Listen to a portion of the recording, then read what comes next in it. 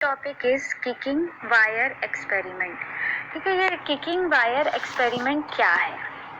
Actually सबसे पहले हम ये जान लेते हैं कि किकिंग इफेक्ट या किकिंग जो हम बात कर रहे हैं ये होता क्या है। तो इसमें हम एक कंडक्टर लेते हैं, वो कंडक्टर जिसमें करंट फ्लो कर रहा हो। सपोज हमने एक कॉपर वायर ले लिया। If any conductor carries current और उस कंडक्टर को हम मैग्नेटिक फील्ड में रखते हैं। मैग्नेटिक फील्ड मतलब उसे दो मैग्नेट के बीच में रखा हो या हॉर्सशू मैग्नेट के बीच में रखा हो, तो हम मैग्नेटिक फील्ड यहाँ उस सेंस में कह रहे हैं। ठीक है, it means current carrying conductor की जो मैग्नेटिक फील्ड में रखने के कारण कंडक्टर एक फोर्स को एक्सपीरियंस करेगा। इसी फोर्स को हम कहते हैं किकिंग फोर्स या किकिंग इफेक्ट। अब हम इसको एक एक्सपेरिमेंट के थ्रू समझते हैं। यहाँ पर देखिए, यहाँ एक ये थिक कॉपर वायर है जिसको सपोर्ट टी की हेल्प से, ये सपोर्ट टी है, सपोर्ट टी की हेल्प से वर्टिकली सस्पेंड किया गया है। और इस वायर का जो लोअर एंड है जिसको हम कह रहे हैं ये बी, ठीक है, इसका अपर एंड है ए और इसका लोअर एंड है बी।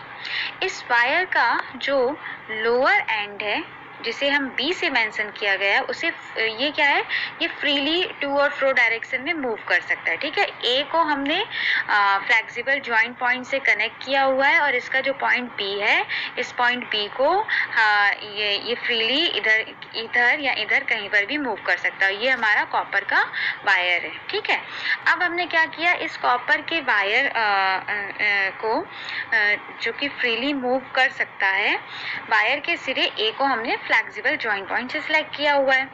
अब लोअर एंड बी को हमने यू शेप्ड मैग्नेट के बीच में फिक्स किया हुआ है। देखिए, यू शेप्ड मैग्नेट है जिसमें नॉर्थ पोल ये है उसका और साउथ पोल ये है। ठीक, अब एक व्हीसल में हम क्या रखेंगे, एक व्हीसल में हम मरकरी भरकर वायर ए बी के नीचे इस प्रकार रखेंगे कि वायर का बी सिरा मरकरी सरफेस से टच करे, तो यह इजीली मूव कर सकता है जब इस पर फोर्स लगेगा। ठीक है, अब इसके ए सिरे को हमने बैटरी के पॉजिटिव डायरेक्शन से कनेक्ट किया है व दूसरे सिरे को नेगेटिव सिरे से हमने मरकरी के जो व्हीसल में जिस व्हीसल में हमने मरकरी लिक्विड को भरा था उसमें डाल दिया है। तो जब हम सर्किट को मरकरी लिक्विड में डिप करा देंगे तो सर्किट क्या हो जाएगा, कंप्लीट हो जाएगा। ठीक है, ओके, एक बार फिर से हम इस अरेंजमेंट को देख लेते हैं। ये एक सपोर्ट है टी, इस सपोर्ट टी से फ्लेक्सिबल जॉइंट से हमने एक वायर ए बी लिया हुआ है। इस वायर ए बी को, ये वायर ए पॉइंट को फिक्स किया हुआ है, बी पॉइंट फ्रीली मूव कर सकता है। इस पॉइंट बी को हमने एक यू शेप्ड मैग्नेट के बीच रखा हुआ है। फिर हमने इस वायर बी के नीचे एक व्हीसल में मरकरी को भर के रखा हुआ है और इस वायर के सिरे ए को हमने बैटरी के पॉजिटिव टर्मिनल से और नेगेटिव टर्मिनल को हमने व्हीसल में जो मरकरी रखा है उसमें डिप करा दिया है और एक प्लग की लगी हुई है। ठीक है, बात ये आती है कि मरकरी से करंट कैसे फ्लो होगा।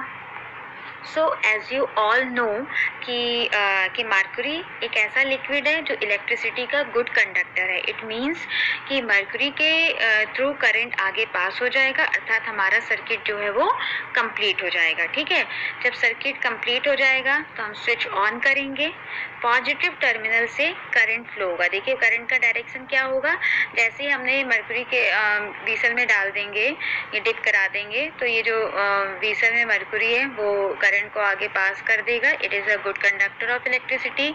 हमने स्विच ऑन किया, स्विच ऑन करने से पॉजिटिव डायरेक्शन में करंट मूव करेगा, यहाँ जाएगा, यहाँ आएगा, यहाँ आएगा, यहाँ आएगा। जैसे ही करंट इसको मतलब इसको मिलेगा, ठीक है, current A to B current pass होगा डाउनवर्ड डायरेक्शन में। As a response of this current wire A B south direction में जो वायर है ए बी वो मूव कर जाएगा। ठीक है, किस डायरेक्शन में, इस डायरेक्शन में मूव कर जाएगा। तो अब वायर की पोजीशन क्या हो जाएगी, ए बी डैश। अब मतलब ये वायर अपनी इस जगह को छोड़ के इधर पर ऐसे, क्योंकि ये इजीली मूव कर सकता है, तो ये वायर अपनी इस जगह को छोड़ के इस डायरेक्शन में इधर पे मूव कर जाएगा। अब देखिए आगे क्या होगा, जैसे ही अब वायर की नई पोजीशन क्या हो गई, ए बी डैश, मतलब अब वायर कहाँ पहुँच गया, ए बी डैश पे। तो जैसे ही वायर इस व्हीसल के मरकरी सरफेस से हटकर यहाँ पे पहुँचेगा, मीन्स इस वायर का कनेक्शन इस मरकरी से हट जाएगा। और जब वायर का कनेक्शन इस मरकरी से हटेगा, इट मीन्स कि इस ये जो सर्किट है वो हमारा ब्रेक हो जाएगा और अब इस वायर में करंट नहीं बचेगा, करंट पास होना बंद हो जाएगा। जब करंट पास होना बंद हो जाएगा, इट मीन्स कि क्या हो जाएगा, वापस ये अपनी पुरानी पोजीशन पे वापस आ जाएगा। ठीक है, फिर वायर जैसे ही अपनी पुरानी पोजीशन पे वापस आ जाएगा, मतलब अपनी ए बी पोजीशन पे वापस आ जाएगा, तो फिर व्हीसल में जो मरकरी रखी है उससे वायर फिर टच हो जाएगा। टच होने के कारण फिर सर्किट कंप्लीट हो जाएगा और सर्किट कंप्लीट होने के कारण फिर इस वायर पे फोर्स लगेगा जो इसको इस साउथ डायरेक्शन पे फिर से मूव करा देगा। और ये प्रोसेस तब तक चलती रहेगी जब तक कि इस वायर में करंट पास होता रहेगा।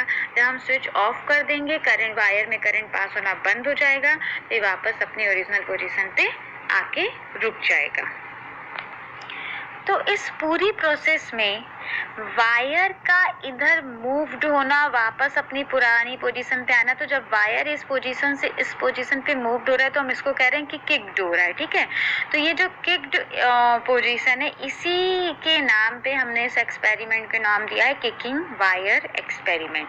अब नेक्स्ट क्वेश्चन ये आता है कि current carrying wire forward direction पे ही क्यों गया? क्योंकि जो यू शेप मैग्नेट के कारण जो मैग्नेट फील्ड क्रिएट हो रही है और एक मैग्नेटिक फील्ड क्रिएट हो रही है वायर में करंट फ्लो होने के कारण भी। ठीक है, तो अभी इसके जस्ट पहले वाले आर्टिकल में हमने ये पढ़ा था कि जो कि हमारा